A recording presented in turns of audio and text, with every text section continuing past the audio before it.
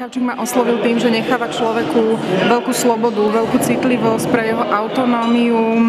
a skutočne je to sprevádzanie ako také, že naozaj ako keby ste len išli popri niekom, kto v tom momente nedokáže ísť z tej veci sám. Teším sa, že je to také požehnané dielo a teším sa, že sa to takto šíri a teším sa, že od kurzu na kurz prichádzajú ľudia, ktorí už vedia, čo od toho očakávajú, idú do toho cieľene, viacej sú možno informovaní a idú s konkrétnymi potrebami a idú s konkrétnymi víziami, čo spravia s tými zručnosťami, ktoré si tu osvojili. Vznikajú tu projekty, čo je fantastické. Myslím, že práve tie vznikajúce projekty sú takým veľkým znakom požehnania tohto diela a fandím tomu a vidím, že určite či vo farnostiach alebo